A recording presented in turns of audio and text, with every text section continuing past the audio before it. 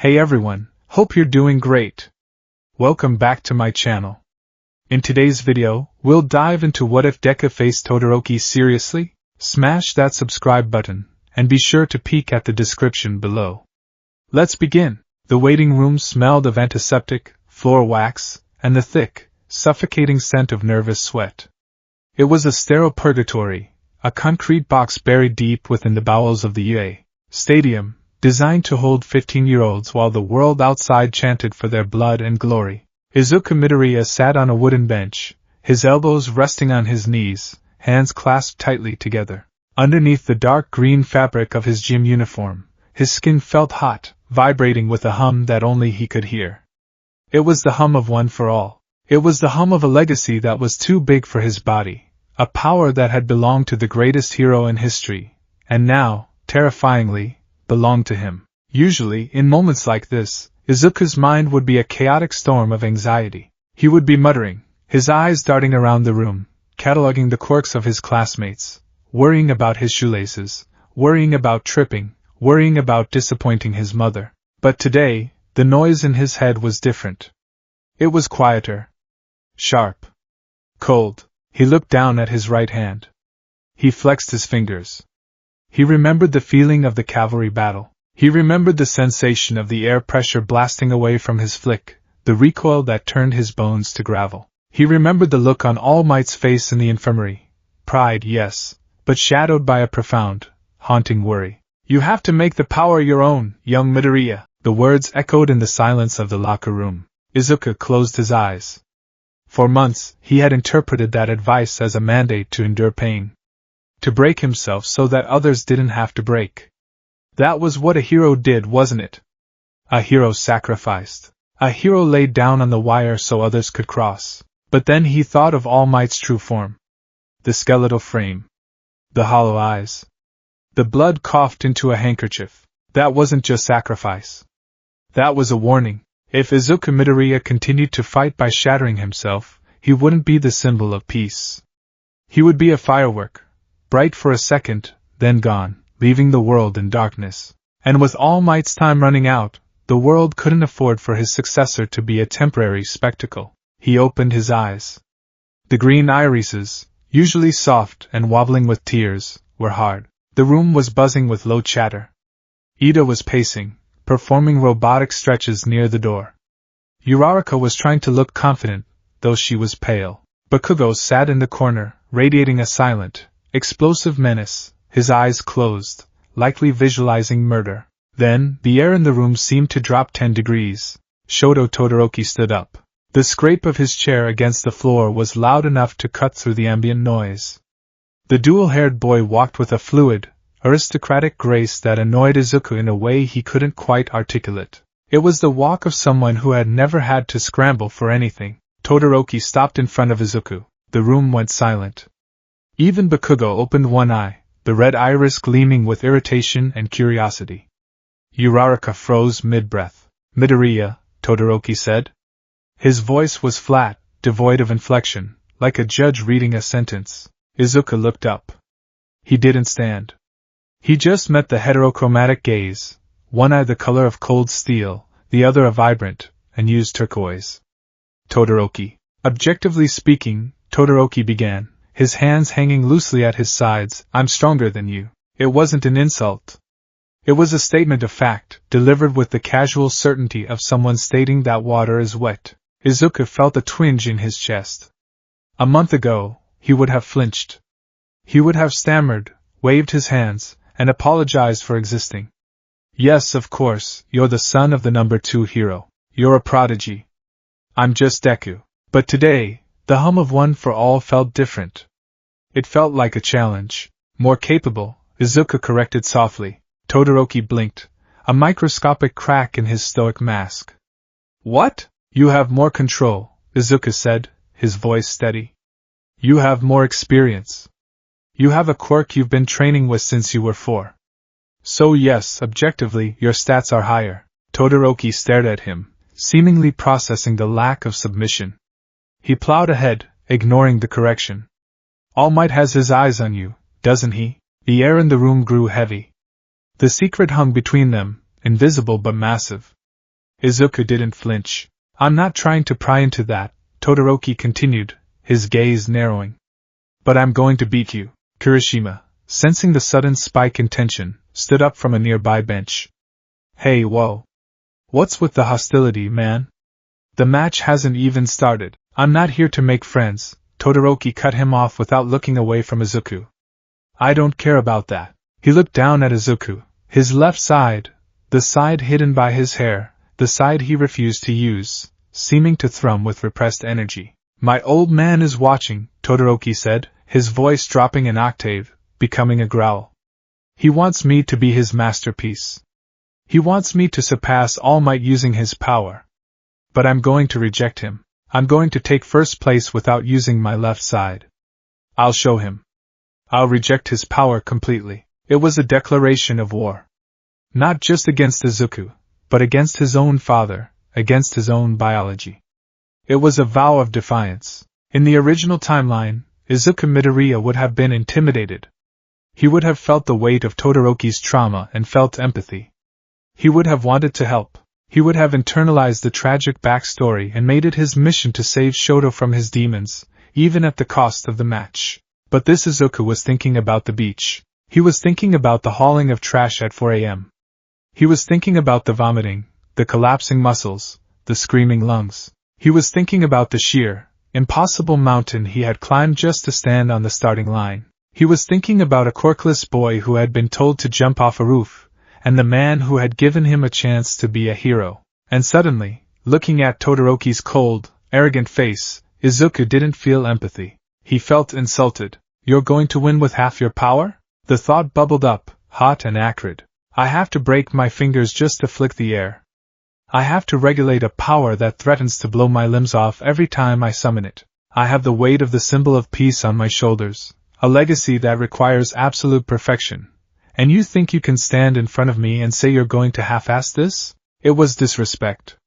It was disrespect to the tournament, to the other students who were fighting with everything they had, and most of all, it was disrespect to All Might. If Todoroki thought he could become number one, the position All Might held, while rejecting half of his own potential, he was effectively saying that All Might's successor wasn't worth his full effort. Izuku stood up. The motion was sharp, decisive.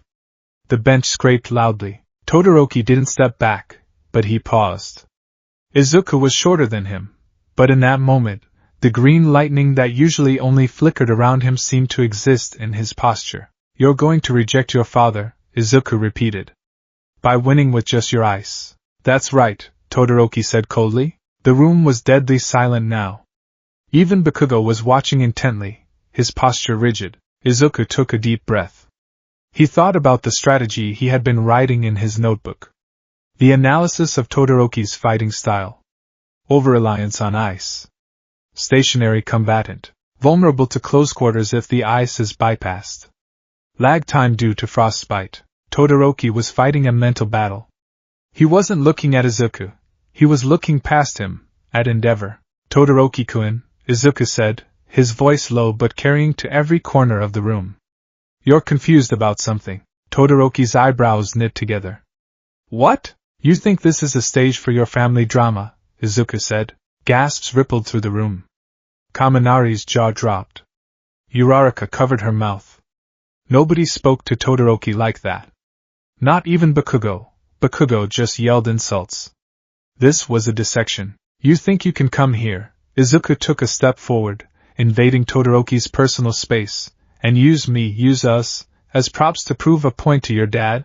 Todoroki's eyes widened slightly, the anger flaring behind the gray and blue. You don't know what you're talking about. You don't know what I don't care, Izuku interrupted. The shock on Todoroki's face was genuine now. Everyone else here, Izuku gestured to the room, to Ida, to Uraraka, even to Bakugo, is busting their ass to make it to the top. We are clawing for every inch. We don't have the luxury of choosing which half of our power feels moral to use. We use everything, or we lose. Izuku clenched his fists. The scars on his right hand were white against his skin. I have a lot resting on my shoulders, Todoroki. More than you know. I can't afford to lose. And I definitely can't afford to lose to someone who is looking down on me. I'm not looking down on you, Todoroki snapped, his composure fraying. I told you, I'm going to crush you. With one hand tied behind your back, Izuku shot back. That is looking down on me. You think your ice alone is enough to beat All Might's? He stopped himself, catching the slip just in time. To beat my power. Izuku looked Todoroki dead in the eye. The timid boy who flinched at loud noises was gone. In his place was the successor who had cleaned a beach of garbage with his bare hands. If you think you can become the #1 hero by rejecting reality, by rejecting your own body. Izuku's voice dropped to a whisper, terrifyingly calm. Then you are going to lose. I'm not going to break myself to help you work through your issues. I'm going to break your defense. I'm going to exploit every opening you leave because you're too stubborn to use fire. And when you're lying out of bounds, looking up at the sky, you can tell your father whatever you want. Todoroki stepped back. It was involuntary. A primal reaction to the sudden, overwhelming intensity rolling off the smaller boy. It wasn't killing intent, it was winning intent, pure unadulterated competitive drive. Izuku turned his back on him. He walked over to his locker, grabbed his water bottle, and took a sip. His hands were shaking, not from fear, but from adrenaline. Midoriya. Kirishima whispered, eyes wide. That was manly. Bakugo was staring at Izuku's back.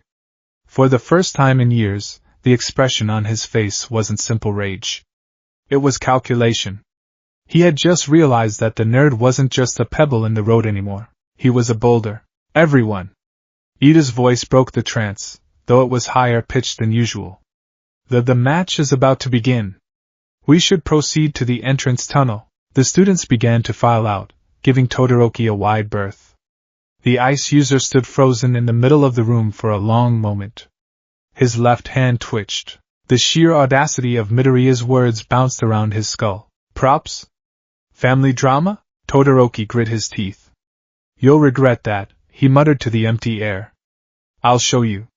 I don't need the fire. The tunnel leading to the arena was long and dark, a concrete throat that swallowed the light.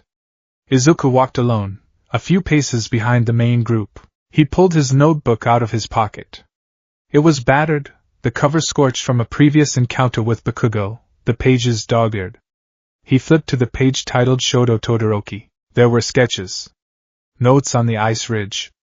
Notes on the temperature drop. Hypothesis. Todoroki relies on ending fights instantly. He overwhelms opponents with sheer volume of ice. Weakness, stamina, body temperature. If he uses too much ice, he gets frostbite. His movements slow down. Counter. Do not engage in a power struggle. Do not try to break the ice wall. Go around it. Go over it. The fire. If he uses it, the strategy changes. The reality. He won't use it. He promised. Izuku stared at the page. In the cavalry battle, I broke my fingers to create pressure. It worked, but it crippled me.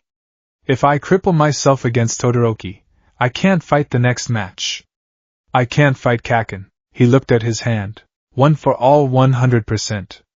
It's too much. My body is a vessel that can't hold the water yet. If I pour it all out at once, the vessel breaks. He remembered the microwave visualization. Spreading the heat evenly. He had managed it for a split second against the villains at USJ, though he hadn't realized it at the time. He had managed it during the beach training when he was just running. I don't need to punch him with 100%. I don't need to flick with 100% to hit him. He needed mobility. The plan formed in his mind. It was risky. It required a level of precision he wasn't sure he had. But the alternative was breaking his arm in the first 10 seconds and hoping Todoroki felt bad enough to stop. I'm not here to be a martyr, Izuku thought, closing the notebook with a snap. I'm here to be a hero. And heroes win. Hey listeners! Are you ready? President Mick's voice boomed over the massive speakers, vibrating the concrete walls of the tunnel. The roar of the crowd was a physical force, a wall of sound that hit Izuku as he stepped out of the shadow and into the blinding sunlight. Welcome back to the UA Sports Festival. The final tournament begins now. Fireworks exploded overhead, painting streaks of colored smoke against the blue sky. The stadium was packed. Tens of thousands of people. Heroes. Villains in hiding. Scouts. the world. In the first match, he was the dark horse who took first place in the obstacle race. The boy with the power that breaks himself. From the hero course, Izuku Midoriya, the crowd cheered, a mixture of excitement and morbid curiosity. They wanted to see the boy explode again. Izuku walked to the white line on the grass. He didn't wave. He kept his eyes focused on the opposite tunnel. And his opponent, the son of Endeavor, the prodigy who froze the competition. Also from the hero course, Shoto Todoroki. The cheers for Todoroki were louder, sharper. He was the favorite. He was the celebrity. Todoroki emerged from the tunnel. He looked furious. The calm, detached boy from the morning was gone, replaced by someone simmering with cold rage. Izuku's words in the locker room had gotten under his skin. Good. An angry opponent made mistakes. The two boys stood 10 meters apart. Midnight, the R-rated hero, stood on the referee platform, her whip in hand. Are both contestants ready? Todoroki didn't answer. He just stamped his right foot on the ground. A layer of frost instantly bloomed across the grass, killing the blades of green. Izuku settled into a stance. Legs wide. Knees bent. He didn't raise his fists. He kept his hands open loose. Up in the stands, All Might leaned forward, his skeletal hands gripping the railing. Young Midoriya, All Might whispered. Your face. It's different today. Beside him, Aizawa, heavily bandaged and looking like a mummy, grunted. He's not shaking. No, All Might murmured. He's calculating. Back in the ring, the tension was pulled so tight it hummed. I'm going to end this in an instant, Todoroki said, his voice carrying across the silent arena. Don't blame me for what happens. Izuku took a deep breath. He visualized the switch inside him. He didn't flip it to on. That was 100%, that was destruction. He visualized the dial. He visualized the egg in the microwave. Don't explode. Flow. He channeled the power into his legs. Not all of it. Just a trace. The red veins of energy sparked across his skin, unseen under his pants. I don't blame you, Todoroki, Izuku said loud enough for the microphones to pick up. He looked up, eyes blazing with green lightning. I just pity you for thinking this will be easy. Midnight raised her hand. The crowd held its breath. Ready. Izuku's toes gripped the turf. Todoroki's right side began to emit a fog of cold air. Begin! The sound of the starting buzzer was lost immediately. Todoroki didn't hesitate. He didn't test the waters. He unleashed hell. He stomped his foot, and a massive glacier, a jagged wave of ice the size of a 3-story building, erupted from the ground. It surged forward faster than a blinking eye, a tsunami of frozen death aimed directly at Izuku. It was the same move he had used to incapacitate Zero. It was an instant win button. The crowd screamed. It was over. It had to be over. In the fraction of a second before the ice hit, Todoroki watched for Midoriya's reaction. He expected the boy to panic. He expected a desperate, bone-breaking punch to shatter the ice, just like he had done in the obstacle course. But Izuku didn't punch power into the legs. 100% just for a microsecond. Direct the vector downwards. Izuku flicked his middle finger against his thumb. Not at the ice. At the ground behind him. Delaware smash, Air Force, crack. The sound was like a gunshot. The air pressure blasted against the ground, creating a localized explosion of wind. Izuku didn't break the ice. He launched himself. Like a bullet, Izuku shot straight up into the air, riding the recoil of the wind blast. The massive glacier thundered underneath him, missing him by inches. The jagged spikes of ice closed around empty air. Todoroki's eyes widened. He looked up. High above the arena, silhouetted against the blinding sun, Izuku Midoriya was falling. He wasn't flailing. He was oriented. He was coming down, and he had all 10 fingers intact. You're looking the wrong way! Izuku yelled, the wind tearing at his uniform. Todoroki scrambled back, raising his right hand to create a shield, but the lag time, the split second of shock, cost him. Izuku twisted in the air. He didn't use one for all for the strike. He didn't need to kill him. Gravity and momentum were enough. He slammed his fist into Todoroki's gut. The impact was sickeningly solid. Air exploded out of Todoroki's lungs. The ice prodigy doubled over, his feet leaving the ground as he was driven backward by the sheer kinetic force of the falling boy. Todoroki skidded across the ice he had just created, coughing, clutching his stomach. Izuku landed in a crouch, his shoes sliding on the frost. He stood up instantly, shaking his right hand. The middle finger was purple, swollen, broken from the launch flick, but the rest of his hand was fine. His arm was fine. The crowd was dead silent. Then, slowly, a roar began to build. A roar of disbelief. He dodged it. President Mike screamed, his voice cracking. Midoriya went airborne. And he landed a clean hit. Todoroki wheezed, pushing himself up to his knees. He looked at Izuku with wide, stunned eyes. The pain in his stomach was blinding. He had never been hit like that. He usually ended fights before the opponent could get close. You! Todoroki rasped. Izuku stood 10 meters away, bouncing lightly on the balls of his feet. He held up his right hand, showing the one broken finger. One finger, Izuku said, his voice hard. That cost me one finger to get inside your guard. He took a fighting stance, fists raised. I have 9 left, Todoroki. And 2 legs. And a head. If you keep trying to spam that ice attack, I'm going to tear you apart. Izuku's eyes burned. Get up. And take this seriously. Or go home. Todoroki staggered to his feet. Frost began to creep up his right arm, the chill turning his skin pale. He glared at Izuku, hatred and confusion warring in his gaze. I'll bury you, Todoroki hissed. Try it, Izuku challenged. The declaration had been made. The negotiations were over. Now, the real fight began. The door to the waiting room clicked shut, sealing the noise of the argument inside the concrete box of the past. Izuku Midoriya stood in the hallway, the fluorescent lights humming overhead, casting long, clinical shadows against the linoleum floor. His heart was hammering against his ribs, a frantic rhythm that usually signaled panic. But today, the rhythm was steady. Strong. It was the engine of a machine that had finally been switched into the correct gear. He looked at his hands. They were trembling, but not from fear. They were trembling from the sheer surplus of energy coursing through his nervous system. The declaration he had just made to Shoto Todoroki hung in the air around him, invisible but heavy as lead. I'm going to break your defense, he had said it. He had looked the son of the number 2 hero in the eye, a boy who commanded ice with the ease of breathing, and told him he was going to lose. Izuku exhaled a long, shaky breath, running a hand through his unruly green curls. I really said that, he whispered to the empty corridor. A part of him, the old Deku, wanted to curl up in a ball and hyperventilate. Who are you to talk like that? You're the quirkless kid. You're the one who breaks his bones just to stand up. But another voice, louder and sharper, silenced the doubt.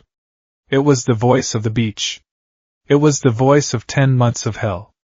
It was the voice of All Might saying, you can be a hero. A hero didn't walk into a fight expecting to lose. A hero didn't treat a tournament like a charity event for someone else's emotional baggage. Izuku began to walk. He didn't head back to the stands immediately. He needed space. He needed to think. His feet carried him toward a quieter section of the stadium, a stairwell near the upper maintenance levels where the roar of the crowd was muffled to a dull thrum. He sat on the concrete steps, reached into his back pocket, and pulled out his notebook. Hero Analysis for the Future, number 13. The cover was scorched. The edges were frayed. It was a testament to his obsession, his life's work. He flipped it open to a fresh page, the paper crisp and white. He clicked his pen. Objective, defeat Shoto Todoroki. Constraint, must advance to the next round capable of fighting. I.e., do not destroy all limbs. Izuku stared at the words.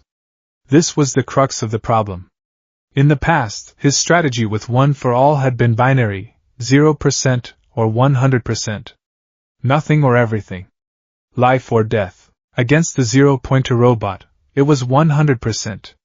Result, shattered arm, shattered legs. Against the sludge villain, instinctively, it was 100%.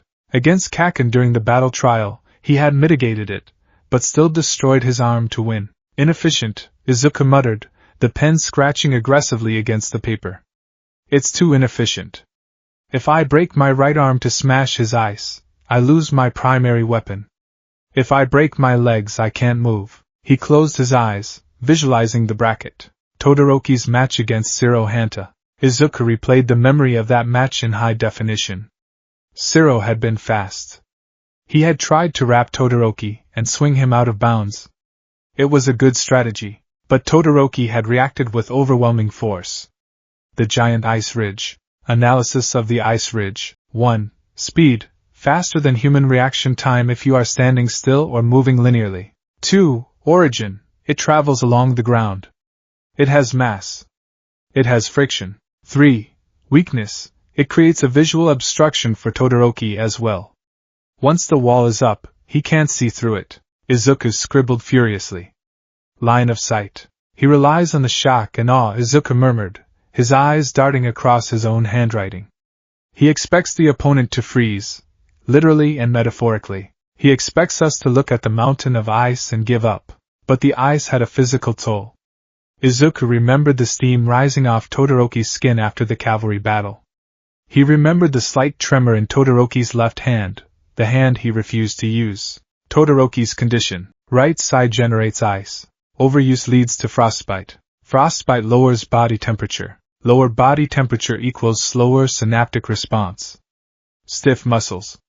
Reduced stamina. He has a timer, Izuku realized, circling the word frostbite 3 times. He's strong, but he's fighting a war of attrition against his own body. If he refuses to use his fire to regulate his temperature, he gets slower the longer the fight goes on. So, the strategy had to be, extend the fight. But how? How do you extend a fight against a glacier? Izuku looked at his right hand again. He flexed his fingers. One for all. He thought about the egg in the microwave. He thought about the image of the ketchup bottle spreading evenly. He had tried to use 5% of his power across his whole body, but it was slippery. It was like trying to hold water in his hands. It kept leaking out, spiking to 100% and hurting him. He wasn't ready for full cowling yet. His body hadn't acclimated to the constant flow. I can't control the output continuously, he reasoned. But I can control the point of output. He looked at his fingers. During the ball throw test, he had concentrated the power into the tip of his finger at the very last second. It had broken the finger, yes, but it had generated immense force without shattering his entire arm. What if I don't hit him? The thought was radical. What if I hit the air? Izuku began to sketch a diagram. A stick figure, himself, facing a wall of ice. If he punched the ice, his arm would break, and he might get stuck. But if he flicked his finger at 100% power, the force of one for all at 100% created a massive displacement of air. A shockwave. Newton's third law, Izuku whispered. For every action, there is an equal and opposite reaction. If he flicked his finger forward with the force of a cannon, the air pressure would blast forward. That was the attack. But the recoil. If he flicked downward? Or backward? The recoil would launch him. Mobility, Izuku wrote in bold letters. Use the Delaware smash not for damage, but for propulsion. It was risky. Insanely risky. He had 10 fingers. That meant 10 uses of high-speed, multidirectional movement that defied gravity. 10 chances to dodge a glacier. 10 fingers, Izuku said, staring at his diagram. Versus an infinite amount of ice. The math didn't look good. But it was better than 0. And there was one more factor. The serious factor. Izuku thought about Kaken. Bakugo didn't just have a strong quirk, he had combat instincts. He knew how to move, how to feint, how to use his blasts to blind opponents. Todoroki, by contrast, was a turret. He stood still and fired. He had never been forced to engage in hand-to-hand combat because nobody ever got close enough. If I get inside his guard. Izuku clenched his fist. If I get inside, he's just a guy. A guy who was cold, stiff, and arrogant. Izuku looked at the clock on the wall. The intermission was halfway over. He had to verify his hypothesis.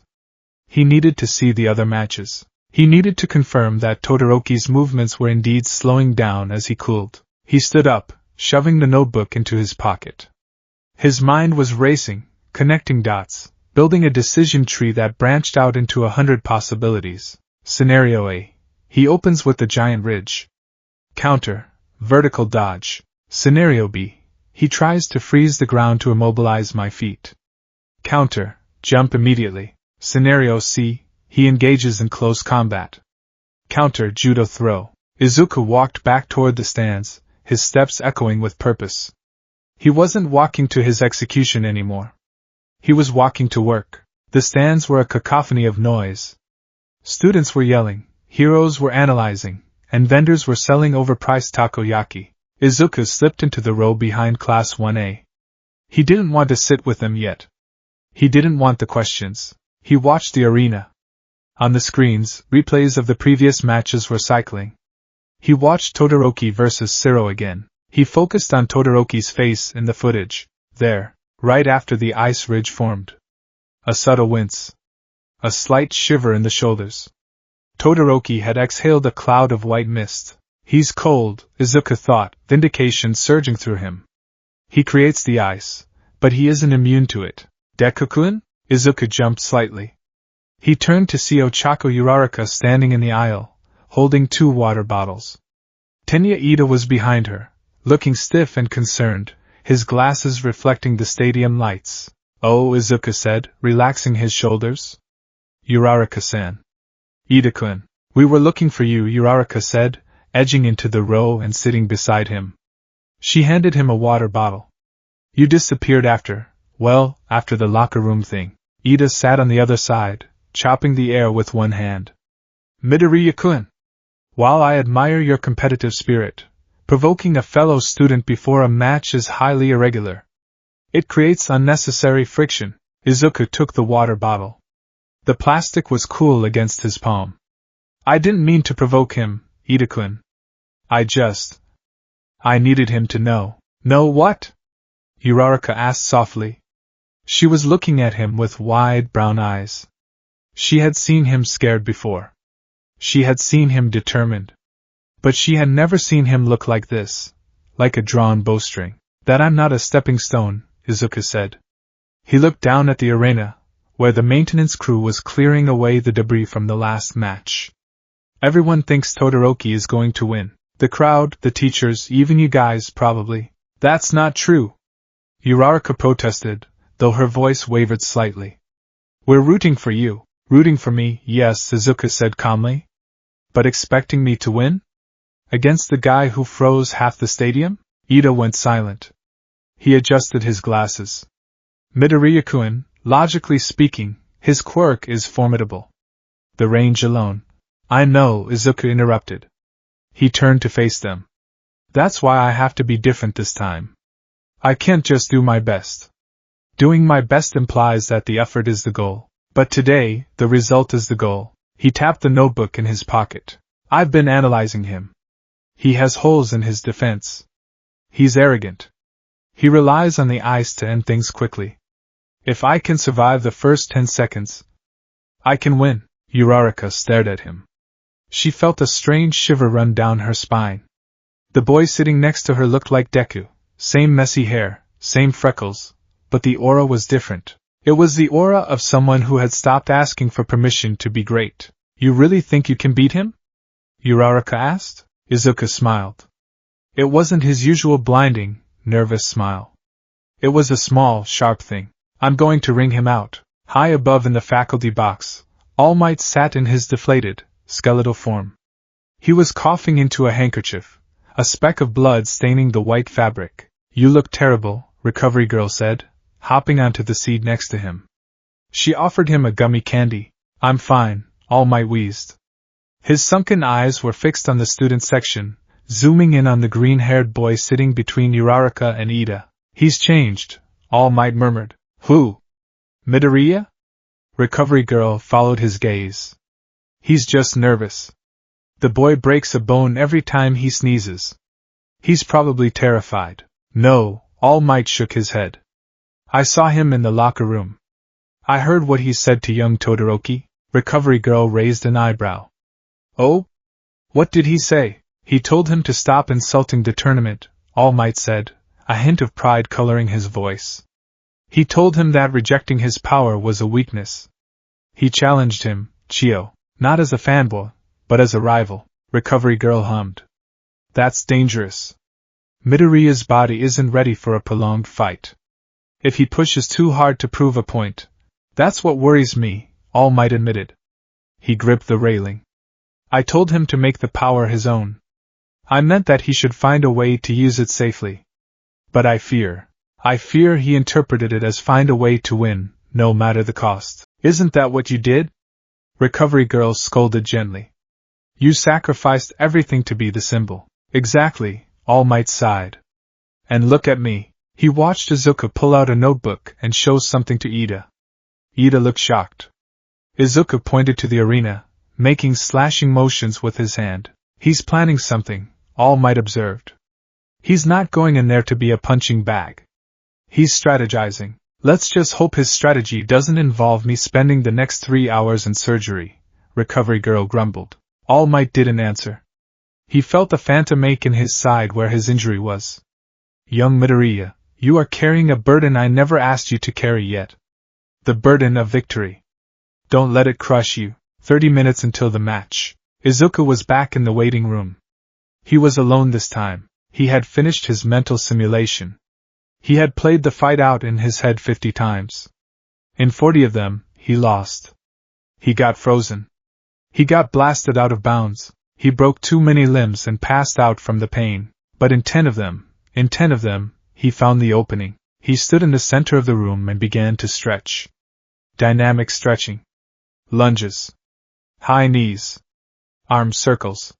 He needed his blood hot.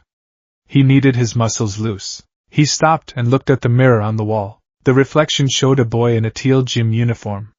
He looked small. Unremarkable. You are not All Might, Izuku said to the reflection. It was a liberating thought. You can't punch the weather away. You can't smile and make the villains give up. He stepped closer to the mirror. You are Izuku Midoriya. You are a nerd. You are an analyst. He tapped his temple. All Might wins with power. You have to win with this. He thought about the finger flick strategy again. It was essentially a bastardized version of a high-level mobility technique. He was using the raw, destructive force of one for all to mimic flight. It was insane. It was something a mad scientist would come up with. It's something May Hatsum would come up with, he thought with a grim chuckle. He sat down on the bench and closed his eyes. He began to visualize the flame inside him. Usually, he tried to grab the whole fire. He tried to encompass the entirety of one for all. Focus. He imagined the power not as a fire, but as a circuit board. A complex network of energy. Right middle finger. He routed the energy mentally. He felt the hum build in that specific digit. It throbbed. The skin felt tight. Hold it. Don't release it. Warning, the speakers crackled. Midoriya, Izuku and Todoroki Shoto to the entrance gates. Izuku's eyes snapped open. The time for thinking was over. He stood up. He tightened his belt. He checked his shoelaces. Double knot. He walked to the door, his hand hovering over the handle. This is it.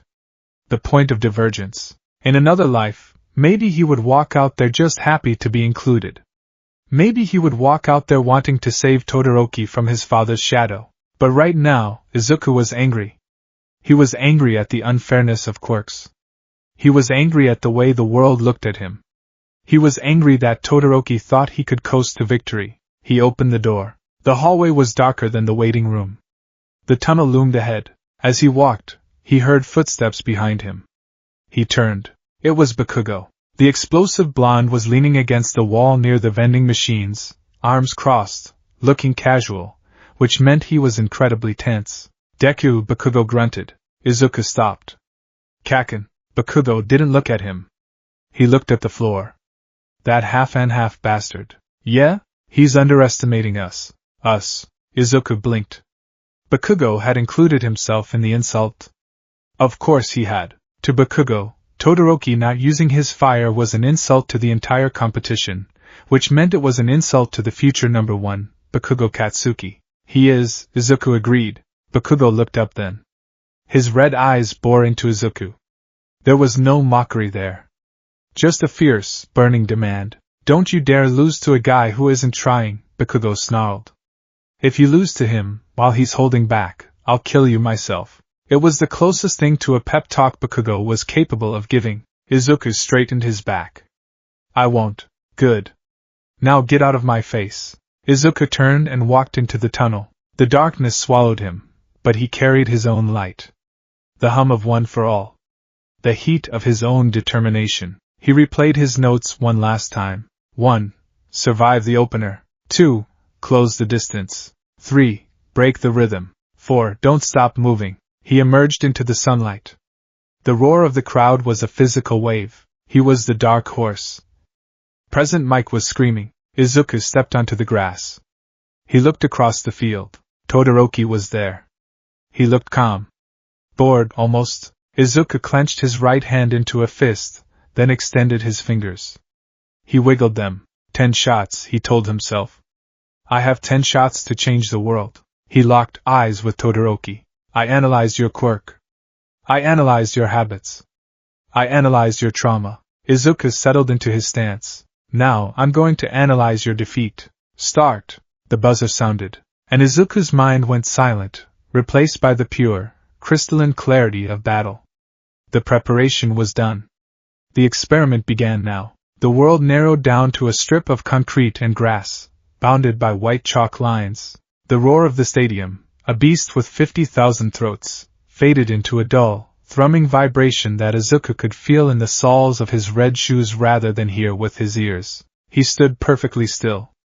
His breathing was a shallow, controlled rhythm, in for 4, hold for 4, out for 4. 10 meters away, Shoto Todoroki was a statue of icy indifference.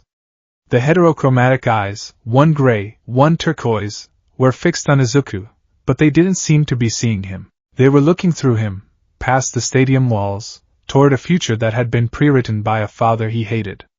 To Todoroki, Izuku was just a speed bump, a piece of debris to be frozen and discarded on the road to a hollow victory. He thinks this is already over, Izuku thought.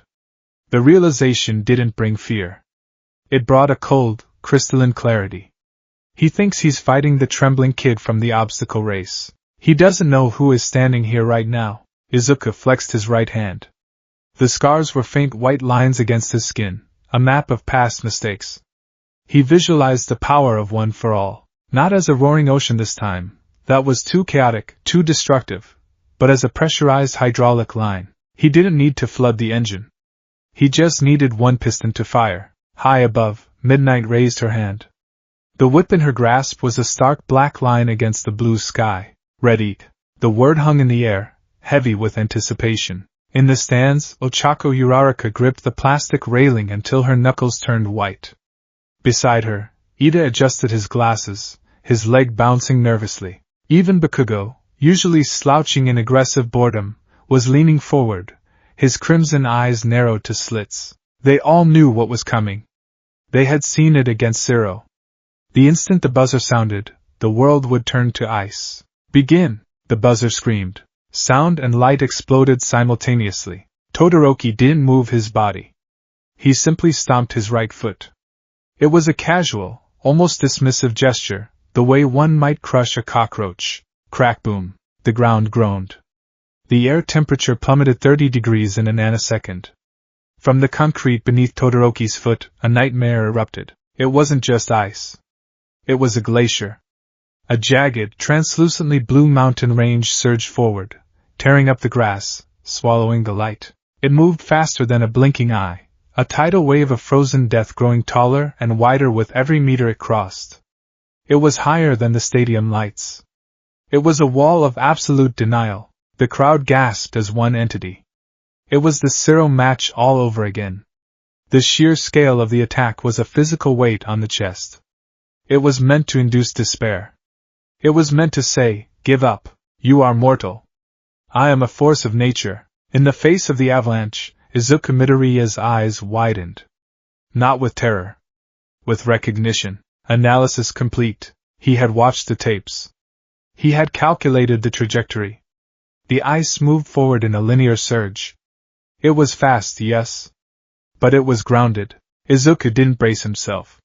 He didn't wind up a punch to shatter the wall, which would crush his arm and leave him defenseless against the next wave. Instead, he turned his back on the enemy. It happened in the sliver of a second before the ice would have encased him. Izuku spun, his back to the oncoming glacier, and crouched low. He gathered the bubbling, screaming energy of one for all into the middle finger of his right hand. 100%. 1 point of contact. He placed his thumb against the middle finger, creating a tension spring. He aimed not at the ice, but at the ground directly behind his heels. Delaware smash. The ice was a meter away. He could feel the frost biting at his neck. Mobility type. Snap. The sound was louder than a gunshot. It was the sound of the sound barrier breaking in a localized space. The air pressure generated by the flicks slammed into the concrete floor. The physics were brutal and instantaneous. The concrete shattered into dust, creating a crater. But the ground, being solid, pushed back. Newton's third law took over. Izuku was launched. He didn't jump. He was fired like a cannonball. The incredible force of the wind pressure propelled him straight up, faster than gravity could claim him. A sharp, hot agony flared in his right middle finger, the bones snapping like a dry twig, the skin bruising purple instantly. But the adrenaline washed it away before his brain could even register the scream. The ice waves slammed into the spot where he had been standing a fraction of a second later, sealing empty air in a tomb of frost. But Izuku wasn't there. He was 30 meters in the air. The wind roared in his ears, tearing at his gym uniform, whipping his green hair into a frenzy. His stomach dropped with the sensation of sudden, violent weightlessness. Below him, the stadium was a sprawling map. He saw the tops of the hero students' heads. He saw the stunned faces of the crowd. And he saw the ice. From above, it looked like a jagged scar tearing through the arena. It was massive, terrifyingly beautiful. But more importantly, it was opaque. Todoroki was standing behind the wall he had created. He was encased in his own fortress, looking forward, waiting to see if he had caught his prey. The massive ridge of ice blocked Todoroki's view of the sky directly above the impact zone. He can't see me, Izuku realized, his mind working at the speed of the wind rushing past him. He thinks I'm under the ice. Or he's waiting for me to smash through it. Izuku reached the apex of his launch. For a breathless moment, he hung suspended in the blue, a tiny speck against the sun. He looked down. He located the dual-colored hair. Target acquired. Gravity, inevitable and patient, grabbed hold of him. Izuku began to fall. He didn't flail. He didn't panic. He twisted his body in the air, bringing his knees up, tilting his torso forward. He became a diver. He became a hawk. I have one chance, Izuku told himself. One chance before he looks up. He didn't charge one for all into his fist. If he punched Todoroki with 100% from this height, he would kill him. He would turn the boy into paste. That wasn't the goal. The goal was to win. He channeled a tiny percentage, 3%, maybe 4%, into his legs to brace for the landing, but for the attack itself, he clenched his left fist. No power. Just bone and muscle. Velocity plus mass equals force. He fell. The air screamed. Down in the arena, Shoto Todoroki exhaled a cloud of white mist. His right side felt stiff, the familiar creep of frostbite prickling his skin. Too much, he criticized himself. I used too much power for the opening move. He stared at the mountain of ice in front of him. It was silent. There was no sound of struggle. No sound of Midoriya crying out, "Did I knock him unconscious?" Shoto wondered, a flicker of worry crossing his mind. Or is he stuck? He waited for the dust to settle, for the referee to call the match. It was disappointing, really. He had expected Midoriya, with his similarity to All Might, to put up more of a physical resistance. He had expected to have to create a second wave. Where? The voice came from present mic, booming over the speakers, but it sounded confused. Where is Midoriya? Shoto frowned. What? He scanned the ice. There was no silhouette trapped inside. Then, he noticed the shadow. It was small at first, a blot on the pristine white of the ice ridge. But it was growing. Expanding rapidly. Moving across the ice toward him. Shoto's combat instincts, honed by years of brutal training under Endeavor, screamed in alarm. Above, Shoto jerked his head up. The sun was blinding, a white hole in the sky. But out of the glare, a green missile was descending. Midoriya. He wasn't floating. He was plummeting. He was falling with such speed that the air seemed to warp around him. His face was contorted in a grimace of pure focus, teeth bared, eyes locked onto Shoto with the intensity of a predator. Shoto's eyes widened. He jumped? Over the ridge? Panic, cold and sharp, spiked in Shoto's chest. He raised his right hand, instinct taking over to create a shield, an ice canopy, anything to intercept the threat. But ice took time. It took a split second for the moisture to freeze, for the structure to build. Midoriya was already inside the guard. You're looking the wrong way. Izuku's voice was torn away by the wind, but the intent hit Shoto like a physical blow. Shoto tried to step back, his boots slipping on the frost he had created. His body was stiff from the cold of the first attack. The lag time, the crucial milliseconds of delay caused by his own refusal to use his fire side to regulate his temperature. It was exactly what Izuku had predicted. Izuku rotated his body in the final meter of the fall, using the torque to add power to the swing. Smash. It wasn't a quirk-enhanced punch. It was just a fist. But it was a fist moving at terminal velocity, backed by the weight of a falling body. Izuku's knuckles connected squarely with Shoto's solar plexus. The sound was wet and heavy, the sound of air being forcibly evacuated from a human body. Gah! Shoto's eyes bulged.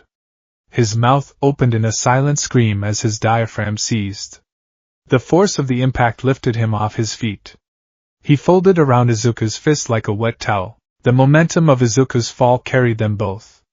Izuku's feet hit the icy ground, knees bending deeply to absorb the shock, skating forward. Shoto was driven backward, his boots carving grooves into the frost, until he tumbled, rolling end over end across the cold floor of the arena. Izuku skidded to a halt. He hissed, clutching his right hand to his chest. The middle finger was throbbing, a deep, pulsating purple agony. But he was standing. Shoto lay on his back 10 meters away, clutching his stomach, gasping for air that wouldn't come. He curled into a fetal position, retching dryly. The pain was blinding. It radiated from his gut to his spine, paralyzing his legs. The stadium was silent. Absolutely, terrifyingly silent. Then, President Mike whispered into the microphone, his voice amplified to a boom. He hit him. The spell broke. The crowd erupted. It wasn't just cheering. It was a roar of shock. Did you see that? He jumped over the ice. He punched him. He actually punched Todoroki. In the faculty box, Aizawa leaned forward, his bandages crinkling. He used the force of the smash against the ground to create lift, he muttered, his voice thick with impressed disbelief. He turned a destructive quirk into a mobility quirk. He sacrificed a finger to gain altitude. He analyzed the attack, All Might added, his hands trembling on the rail. He knew young Todoroki would create a wall. He knew he would be hidden behind it. He used the enemy's cover against him. Back in the ring, the cold air swirled with dust and ice crystals. Izuku stood up straight. He ignored the throbbing in his finger. He looked at Todoroki, who was struggling to push himself up to his knees. Todoroki was shaking. Not just from the pain of the punch, but from the shock. No one touched him. In all the matches, in all the training with fodder villains, no one ever got past the ice. He kept the world at arm's length. But Midoriya was here. Right in front of him. How? Todoroki wheezed, spit trailing from his lip. How did you? Izuku took a step forward. He didn't look triumphant. He looked angry. You're slow, Izuku said. The words cut through the noise of the crowd. Todoroki froze, looking up. Izuku's face was shadowed, his eyes glowing with that eerie green energy. You launched that huge attack, Izuku continued, his voice steady, analyzing the situation aloud. And then you stood still. You waited to see if I was defeated. You assumed I couldn't move. Izuku pointed his uninjured left hand at the massive wall of ice looming behind him. That ice blocks your vision just as much as it blocks mine. You blinded yourself. Todoroki grit his teeth, forcing himself to stand. His legs felt heavy. The cold from his right side was seeping into his bones. I just need to catch you once. You can't, Izuku said. Because you're freezing. Todoroki flinched. Look at your arm. Izuku gestured to Todoroki's right side. You're shivering. Your reaction time is dropping. You put everything into that first attack because you wanted to end it instantly. Because you know you can't fight a long battle without your left side. It was a dissection. It was brutal because it was true. Todoroki's face twisted in rage. The calm, aristocratic mask shattered. Shut up. He swung his right arm. A wave of ice spikes surged toward Izuku, fast and jagged. But it was slower than the first one. Izuku didn't need to jump this time. He didn't need to break a finger. He saw the telegraph. He saw the shift in Todoroki's shoulder. Izuku sidestepped. He moved with the agility of someone who had spent 10 months hauling trash on unsteady sand. He hopped to the left, letting the ice spikes graze past his shoulder. He closed the distance. Todoroki's eyes widened. He tried to backpedal, to create another wall, but Izuku was already there. Izuku grabbed the collar of Todoroki's gym uniform with his left hand. "You're open!" Izuku yelled. He twisted his hips and threw Todoroki. A judo throw, simple and efficient. Todoroki hit the ground hard, the breath knocked out of him again. Izuku didn't follow up with a smash. He backed away, creating space again. He wasn't trying to beat Todoroki into unconsciousness. He was proving a point. "Stand up!" Izuku commanded. Todoroki scrambled to his feet, dirt smeared on his cheek. He looked wild now. Desperate. The composure was gone. "Why?" Todoroki panted, his breath visible in the cold air. "Why aren't you finishing it? You could have blasted me when I was down." "Because I'm not just trying to beat you," Izuku said, clutching his broken finger, the pain grounding him. "I'm trying to show you that your half-power isn't enough." "It is enough!" Todoroki screamed. He stomped again. Another glacier. Izuku sighed. "He's not learning. He's panicking." Izuku prepared his ring finger. Again. Snap. Another boom. Another launch. Izuku vaulted sideways this time, ricocheting off the stadium wall. The ice missed him. He landed on the other side of the arena, panting slightly. 2 fingers broken now. 8 left. "You're wasting energy," Izuku called out. "And you're getting colder." Todoroki stood amidst his frozen wasteland, his chest heaving. Frost was beginning to cake on his right cheek. His breath came in ragged gasps. He looked at Izuku, really looked at him, for the first time. This wasn't a battle of quirks anymore. It was a battle of philosophy. Todoroki realized, with a sinking horror, that he was losing. Not because he lacked power, but because his opponent was fighting a war, while he was just throwing a tantrum. "I will," Todoroki muttered, his teeth chattering. "I will reject him, and I will beat you." "Then do it!" Izuku yelled back, his voice cracking with emotion. "Stop looking at your father. Look at me. I'm the one kicking your ass." The crowd went wild at the taunt. Bakugo, watching from the tunnel entrance, let out a low, guttural laugh. "Damn nerd. He's actually pissing him off." In the arena, the air crackled. The first clash was over. The initial gambit had failed. The giant slayer had climbed the beanstalk and punched the giant in the face. Now, the giant was angry. But the giant was also hurt. Izuku lowered his stance. He could feel the adrenaline fading slightly, letting the pain of his broken fingers sharpen. He had to end this before he ran out of ammo. 2 fingers down, Izuku calculated. He's slowing down, but he's getting desperate. Desperate makes him dangerous. "Come on, Todoroki," Izuku whispered. "Show me what you really have." Todoroki wiped the dirt from his face. His gray eye burned with cold fury. He raised his hand again. The fight wasn't over. But the hierarchy had been shattered. The Deku who broke himself was gone. The challenger had arrived. The arena had become a glacial wasteland. The once green turf was buried under tons of jagged, translucent blue ice. The air shimmered with a freezing mist, creating a localized winter in the middle of a sunny spring day. Izuku Midoriya stood on a small patch of clear concrete, his chest heaving.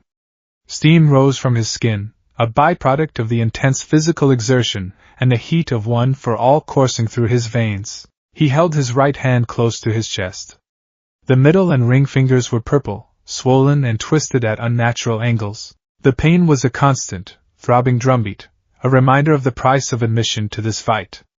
But the adrenaline was a powerful anesthetic. 10 meters away, Shoto Todoroki looked like a ghost. Frost clung to the right side of his face, turning his skin the color of old porcelain.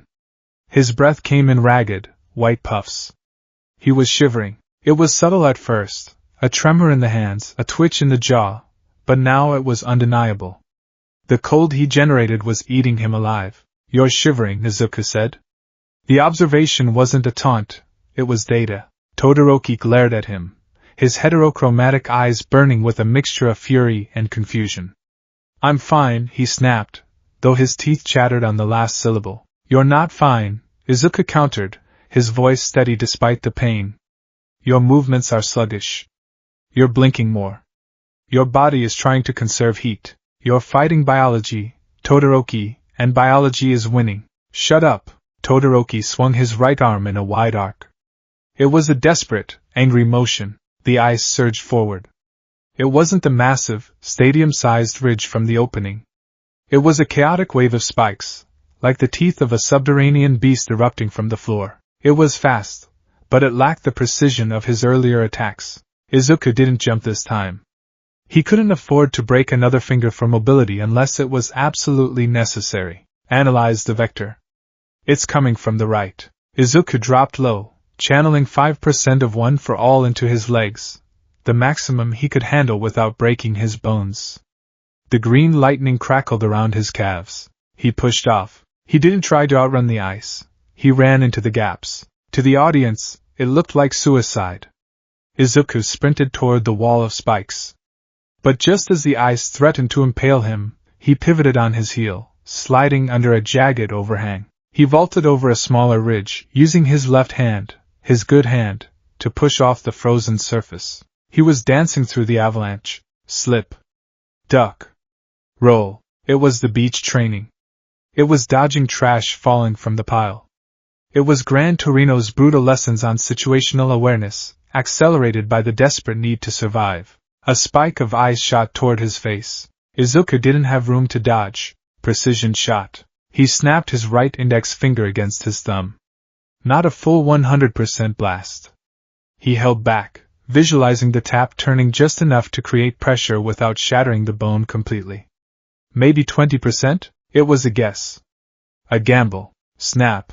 The air bullet hit the tip of the ice spike. The ice shattered into diamond dust, spraying Izuku's face. His finger screamed in protest, sprained, bruised, maybe a hairline fracture, but not broken. He burst through the cloud of ice crystals, closing the distance. Todoroki's eyes widened. "Get away!" He stomped his foot again. Another wall rose up. Izuku skidded to a halt, the soles of his shoes smoking against the ice. He was blocked. Attrition, Izuku whispered to himself. He's panic spamming. He's using energy he doesn't have. Izuku retreated, backing off to a safe distance. He wasn't going to break his arm to punch a wall. He would wait. In the stands, Katsuki Bakugo was leaning so far over the railing he was practically falling into the arena. His hands gripped the metal until it bent. "That nerd," Bakugo muttered, his voice a low growl. "He's not fighting like a hero. He's fighting like a tactician." "It's incredible," Kirishima said, his eyes glued to the match. "Midoriya isn't using his quirk to overpower Todoroki. He's using it to dismantle him. It's the cold," Yayorozu noted, her face serious. "Todoroki-san creates ice, but he isn't immune to thermodynamics. Usually, he regulates his temperature with his left side, but since he refuses to use his fire, he's slowly freezing himself to death," Bakugo finished. He let out a sharp, cruel laugh. And Deku figured it out. "He's stalling. He's making half and half work for every inch." Down in the ring, the dynamic had shifted. It wasn't David versus Goliath anymore. It was a predator hunting wounded prey. Todoroki couldn't feel his right foot. The numbness had started in his toes and was creeping up his shin. His vision was getting blurry around the edges. Every time he summoned the ice, a wave of lethargy washed over him. Why won't he go down? Todoroki thought, panic fluttering in his chest like a trapped bird. He's quirkless without that power. He breaks every time he uses it. Why is he still moving? He looked at Midoriya. The green-haired boy was bruised, bleeding from a cut on his forehead, and favoring his right hand. But his eyes, those green eyes, were burning. They weren't looking at Todoroki with pity. They were calculating. Judging. "You're waiting for me to freeze up," Todoroki accused, his voice thick. "I'm waiting for you to realize you can't win like this," Izuku replied calmly. He stood amidst the broken ice, a small figure against the white backdrop. "You're at your limit, Todoroki. Your breath is fog. Your lips are blue. I don't need your diagnosis." Todoroki yelled. Anger flared, hot and desperate. He needed to end this. Now. He couldn't play the long game. Todoroki drew in a deep breath of freezing air. He gathered every ounce of stamina he had left. He ignored the numbness in his legs. He ignored the warnings from his own body. Overwhelm him. Crush him. Bury him. Todoroki screamed, a raw sound of frustration, and slammed both hands onto the ice. This wasn't a wave. It was an explosion. The entire floor of the arena turned into a weapon. Ice didn't just come from the front. It erupted from the sides, curving inward like the petals of a carnivorous flower closing shut. It was faster than anything he had thrown before because he was putting his life force into it. Izuku saw it coming. The ground rumbled. The shadows shifted. Too big to dodge. Izuku looked left. Ice wall. He looked right. Ice wall. Above? The ice was curving over, creating a dome. "He's boxing me in." Izuku bent his knees to jump, to use another finger for a Delaware smash to blast through the roof. Slip. It was a tiny thing. A patch of frictionless frost under his left shoe. Izuku's foot slid. His balance broke. Instead of launching himself, he stumbled. In that fraction of a second, the trap snapped shut. "Got you!" Todoroki roared. The ice crashed down. Izuku tried to roll, to protect his head, but he was too slow. A massive pillar of ice slammed into his left side. Ack! The scream was torn from his throat. Izuku wasn't crushed, but he was pinned. The ice had encased his left arm, from the shoulder down to the fingertips, and cemented it to the ground. Another chunk had trapped his left leg. He was stuck. Immobilized. The dust settled. The dome hadn't fully closed, leaving an opening at the top, but Izuku was anchored to the floor of the arena like a butterfly pinned to a board. Todoroki stood 20 meters away, panting heavily. He staggered forward, his movements jerky and uncoordinated. He looked like a zombie walking through a blizzard. "It's over," Todoroki wheezed. He raised his right hand. "I'll immobilize the rest of you, and you lose." Izuku pulled at his left arm. It wouldn't budge. The cold was agonizing. It felt like his arm was being burned by fire. The nerves were screaming. He looked at Todoroki. He saw the triumph in the other boy's eyes, but it was a hollow triumph. It was the triumph of someone who had cheated a test, and something inside Izuku snapped. It wasn't the bone. It was his patience. "Is this it?" Izuku yelled. Todoroki stopped, confused. "Is this the victory you wanted?" Izuku struggled, pulling futilely at the ice. "You trap me, you freeze me, and you walk away? You think this proves anything to your father?" "It proves I don't need his fire," Todoroki said, stepping closer. "I beat All Might's successor with just my mother's power." "You didn't beat me!" The shout echoed around the stadium. It silenced the commentators. It silenced the crowd. Izuku stopped struggling. He looked up, his face twisted in a snarl of pure indignation. "You outlasted me because I have to hold back," Izuku shouted. "I have to calculate every percentage. I have to break my own fingers just to stay in the game. I am giving everything I have, tearing my body apart, just to stand on this stage." He glared at Todoroki's left side, the side that was pristine, untouched, and dormant. "And you're standing there, shivering, half dead from hypothermia, refusing to use the tool that would save you. You think that's noble? You think that's rebellion?" "It is rebellion!" Todoroki yelled back, his composure fracturing. "I won't be his tool." "Then be a hero!" Izuku screamed. The air seemed to vibrate. "Heroes don't choose which lives to save based on their daddy issues," Izuku roared. "If a villain attacks with fire, are you going to refuse to use ice? If a villain attacks with ice, are you going to freeze to death because you're too stubborn to warm yourself up?" Todoroki flinched as if he'd been slapped. "You're not hurting Endeavor," Izuku continued, his voice dropping to a terrifying, guttural growl. "You're insulting me. You're insulting everyone in that crowd who would kill for a quirk like yours. You're insulting every hero who died because they weren't strong enough." Izuku looked at his trapped left arm. He couldn't pull it out. The ice was too thick. Constraint. Must advance to the next round capable of fighting. Reality. If I don't escape now, I lose.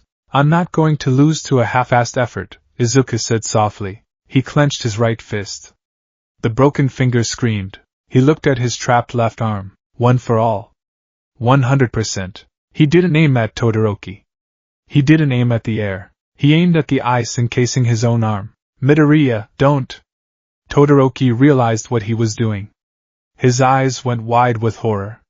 You'll destroy your arm. Better than losing my dignity. Izuku slammed his right fist into the ice trapping his left arm. Smash. The impact was sickening. It wasn't the clean sound of air pressure. It was the crunch of ice and the wet snap of bone. The ice prison shattered, but the force of the blow didn't just break the ice.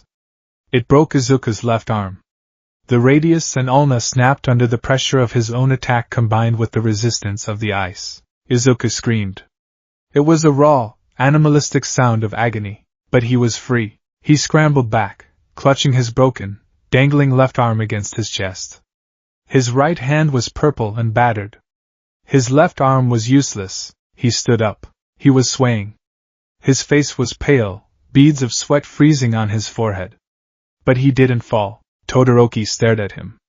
He was paralyzed with shock. He had seen people fight hard. He had seen people get hurt. But he had never seen someone mutilate themselves just to continue a fight they were losing. Why? Todoroki whispered. The fog of his breath was thick. Why go this far? Izuku looked up. His eyes were swimming with pained tears, but the fire behind them was an inferno. Because I want to be number one, Izuku panted. And number one doesn't make excuses. He took a step forward. You're fighting a ghost, Todoroki.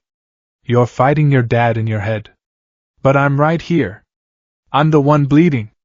I'm the one breaking. Izuku pointed his battered right hand at Todoroki. If you want to beat me, if you want to be a hero, then come at me with everything you have. Don't you dare look down on me. The words hit Todoroki like a physical force. Memories flashed in his mind. His mother crying. The kettle. His father shouting. The vow, I will never use his fire. But then he looked at Midoriya, whose quirk broke his body. Midoriya, who had just shattered his own arm to escape a trap. Midoriya, who was looking at him not with hatred, but with a fierce, demanding expectation. He's not asking me to use it for him, Todoroki realized. He's challenging me. He's saying, you aren't good enough without it. It stung. It burned worse than the boiling water. It was the sting of pride. Todoroki grit his teeth. You're crazy. Maybe, Izuku grit out. But I'm winning. Izuku began to move. He didn't charge. He started to circle. He was moving toward the edge of the arena. Todoroki watched him. His mind was in turmoil. Part of him wanted to use the fire. He felt the heat bubbling in his gut, desperate for release. The cold was agonizing. He just wanted to be warm. No, he thought stubbornly. No. I won't give him the satisfaction. I'll finish this with ice, Todoroki declared, though his voice lacked its earlier conviction. I'll bury you so deep you can't break out. Izuku stopped. He was 5 meters from the boundary line. The white chalk was behind him. He thinks I'm retreating, Izuku thought. The pain in his left arm was blinding, turning the world white at the edges. Focus. Focus on the plan. He had lured Todoroki to the center right. Izuku was near the edge. If Todoroki used a massive wave to push him out, Izuku would fall. Unless... Come on! Izuku yelled, baiting him. Is that all you got, half and half? Todoroki snapped. The exhaustion, the cold, the confusion, and now the insult. It was too much. He abandoned strategy. He abandoned caution. He gathered the last dregs of his stamina. He didn't care about the frostbite anymore. He just wanted to silence the boy who made him feel ashamed of his own resolve. Todoroki raised both arms. The air behind him shimmered. A massive glacier, larger than anything he had summoned before, began to form. It was slow, heavy, and inevitable. Freeze! Todoroki screamed. The ice surged. Izuku watched it come. It was a wall of death. Wait for it. The ice crossed the distance. 10 meters. 5 meters. Wait for it. Todoroki was hidden behind the wave again. He was stationary. He was shivering so hard he could barely stand. Now, Izuku didn't jump over it. He didn't punch it. He dropped to his knees. To the crowd, it looked like he was giving up. Like the pain had finally overcome him. But as he fell, Izuku wound up his right arm. He ignored the broken fingers. He ignored the screaming nerves. He wasn't aiming at the ice. He was aiming at the air under the ice. The wave had a leading edge. It was slightly raised off the ground as it formed. Izuku visualized the smash. Delaware smash. Low orbit. He flicked his thumb and pinky, the last two unbroken fingers on his right hand, simultaneously. Boom. The air pressure didn't hit the ice. It hit the ground beneath the ice wave, angled upwards. The force was catastrophic. It acted like a wedge. The massive glacier was lifted. It cracked. The sheer upward force of the wind pressure destabilized the heavy structure.